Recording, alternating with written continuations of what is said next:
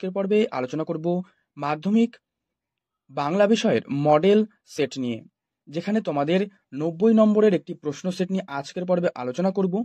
সময় 3 ঘন্টা 15 মিনিট। এই যে প্রশ্নগুলো আলোচনা করব তা তোমরা অবশ্যই একবার দেখে নাও এবং এই উত্তরগুলো তোমরা কিন্তু ভালো করে প্র্যাকটিস করে নিও। বাংলা মডেল সেটের অ্যান্সারগুলো আমি শুরু করছি। প্রথমে এক দাগে রয়েছে সঠিক উত্তরটি নির্বাচন করো, মানে এখানে অপশন দেওয়া রয়েছে, তার মধ্যে সঠিক উত্তর কিন্তু বেছে লিখতে হবে। তো প্রথম প্রশ্ন, অপূর্ব রাজি হইয়াছিল, কোন বিষয়ে রাজি হয়েছিল? এখানে উত্তর করবে, আমি উত্তরটা তোমাদের শুধুমাত্র বলে দিচ্ছি, যে তলোয়ারকারের স্ত্রীর হাতে মিষ্টান্ন গ্রহণ করতে। 2, অদল বদল গল্পটি বাংলায় অনুবাদ করেছেন অর্ঘ্য কুসুম দত্তগুপ্ত। 3 নম্বর, খাগের কলম একমাত্র দেখা যায়, উত্তর লিখবে সরস্বতী পুজোর সময়। অসুখী একজন কবিতায় যেখানে শহর ছিল সেখানে ছড়িয়েছিল কি? উত্তর লিখবে কাঠ কয়লা। 5 নম্বর প্রশ্ন, আয় আরো বেঁধে বেঁধে থাকি কথাটি কবিতায় ব্যবহৃত হয়েছে, মানে কতবার? 2 বার। মেশোর উপযুক্ত কাজ হবে সেটা। মেশোর উপযুক্ত কাজ কি?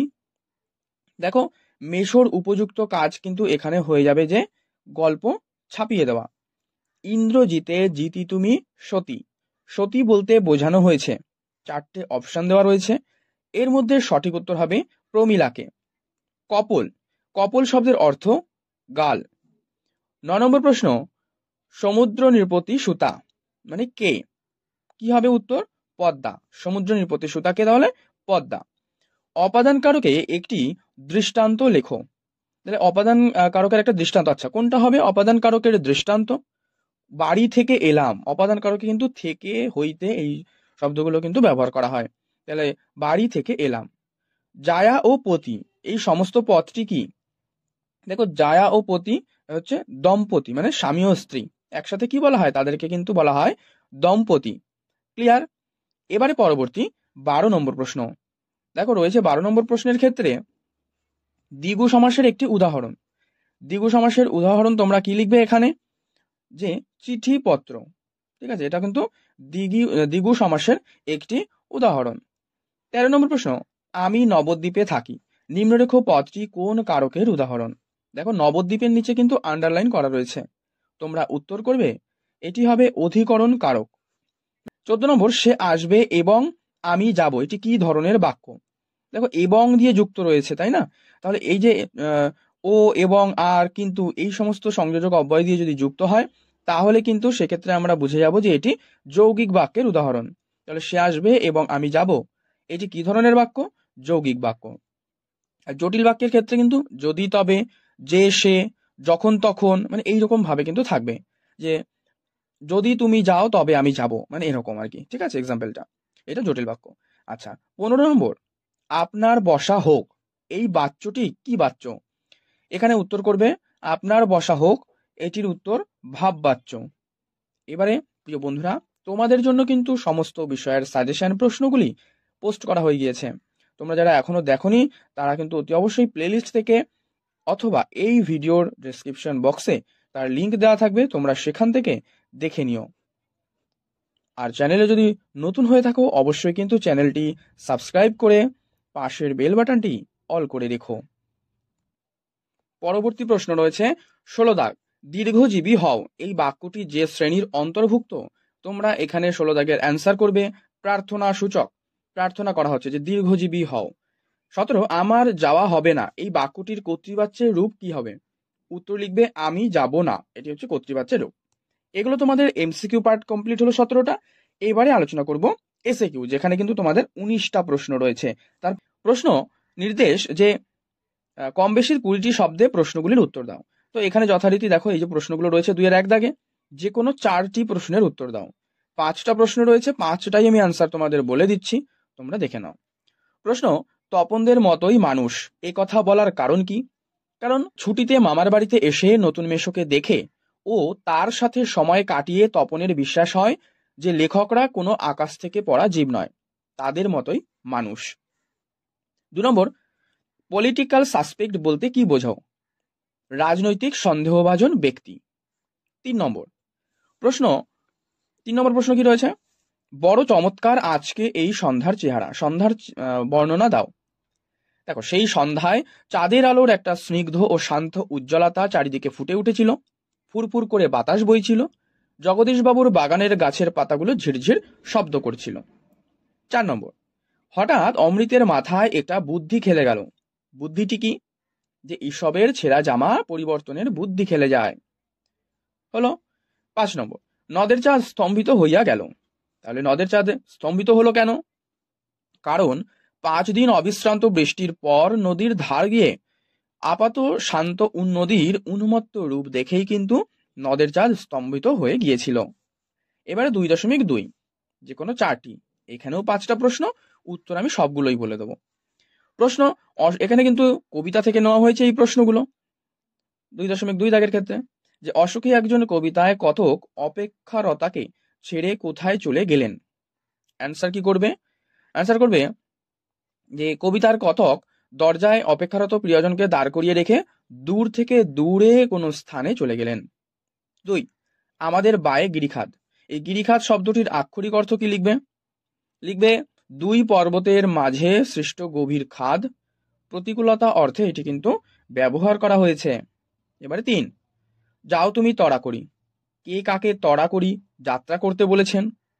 লিখবে এখানে এই প্রশ্নের উত্তরে যে অভিষেক কবিতায় লক্ষ্মী তড়া করি ইন্দ্রজিৎকে যাত্রা করতে বলেছেন।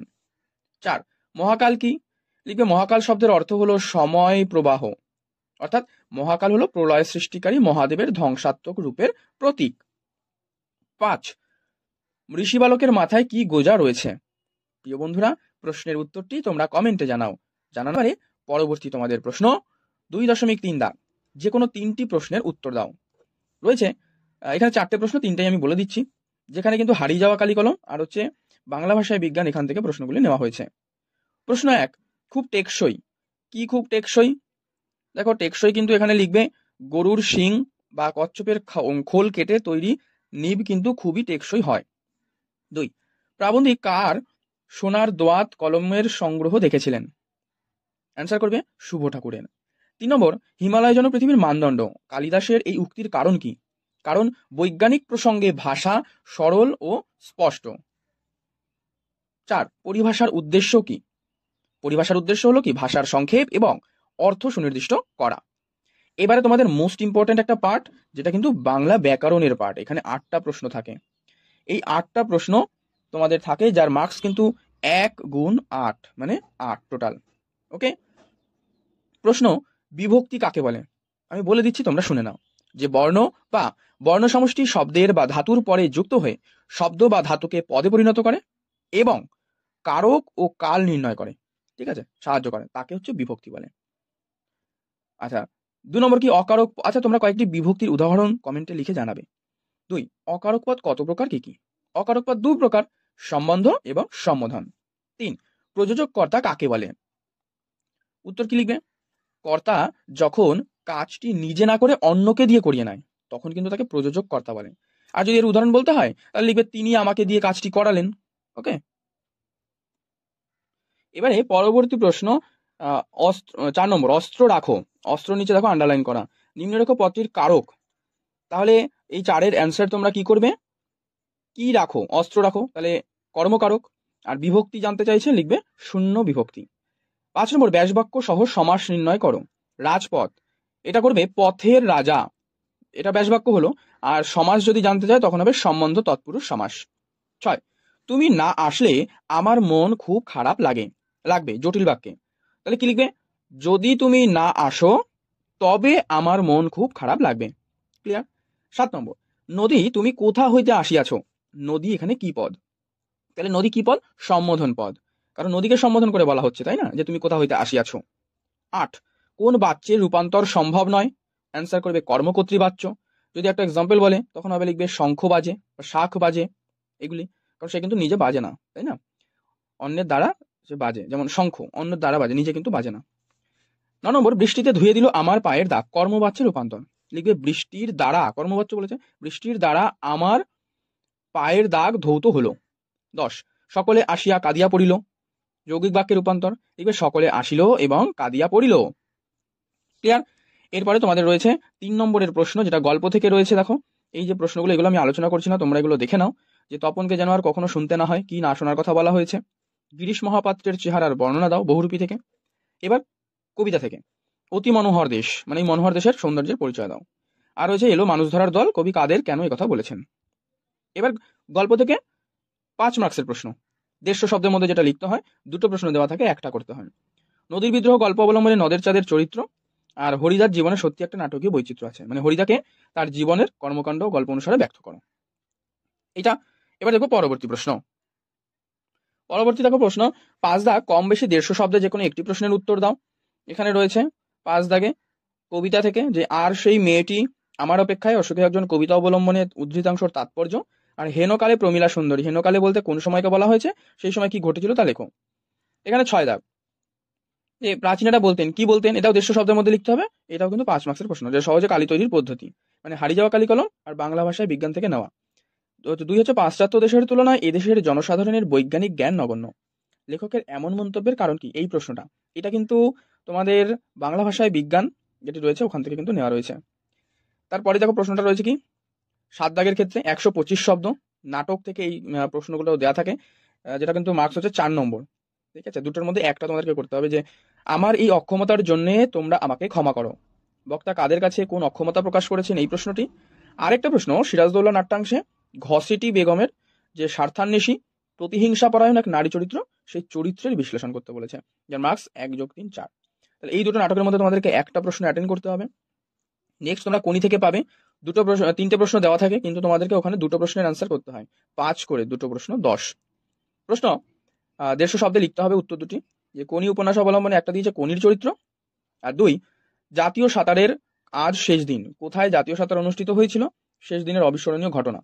আর 3 নম্বর খাওয়ায় আমার লোভ নেই, ডায়েটিং করি, বক্তাকে তার ডায়েটিং এর পরিচয় দাও। নেক্সট বঙ্গানুবাদ দেওয়া রয়েছে, যে চলিত গদ্যে বঙ্গানুবাদ করো। এটার আমি আলোচনা করছি না, যদি তোমাদের এটা প্রয়োজন হয় অবশ্যই কিন্তু জানাবে কমেন্টে, আমি তোমাদেরকে এইগুলো কিন্তু উত্তরগুলি দিয়ে দেবো। আর 10 দাগে 150 শব্দে একটা প্রবন্ধ আর এক প্রতিবেদন, আর একটা হচ্ছে কাল্পনিক সংলাপ দেওয়া থাকে, যেটার দুটোর মধ্যে একটা করতে হয়, হয় কাল্পনিক করবে, এখানে যেমন দেওয়া রয়েছে কি প্লাস্টিক বর্জন আমাদেরকে বাঁচাবে, মানে এই বিষয়ে 2 বন্ধুর সংলাপ। আর তোমার এলাকায় রক্তদান শিবির আয়োজন করা হয়েছে, এই বিষয়ে একটা প্রতিবেদন। তো এই দুটোর মধ্যে যে কোনো একটা করতে হবে 5 নম্বর। আর সবশেষে যেটা থাকে 11 দাগে 400 শব্দে একটা প্রবন্ধ রচনা, 4টে দেওয়া থাকবে, একটা করতে হবে। যেমন এখানে বইমেলা, আধুনিক জীবনে বিজ্ঞাপনের প্রভাব, আধুনিক জীবনে বিবেকানন্দের ভূমিকা, বাংলার উৎসব আমরা। প্রিয় বন্ধুরা, তোমাদের জন্য কিন্তু বাংলার সম্পূর্ণ সাজেশন এবং রচনা সাজেশন সমস্ত বিষয়গুলির পার্ট ধরে ধরে কিন্তু আজ যে সাজেশন সেগুলো কিন্তু পোস্ট করা হয়ে গিয়েছে। তোমরা প্লেলিস্ট থেকে অথবা এই ভিডিও ডেসক্রিপশন বক্সে তার লিঙ্ক দেওয়া থাকবে, তোমরা সেখান থেকে দেখে নিও। আজকের এই মডেল সেট আমি এখানে শেষ করছি। পর্ব ভালো লাগলে লাইক করে দিও, শেয়ার করে দিও, আর চ্যানেলে নতুন হলে কিন্তু অবশ্যই চ্যানেলটি সাবস্ক্রাইব করে পাশের বেল বাটনটি অল করে রেখো।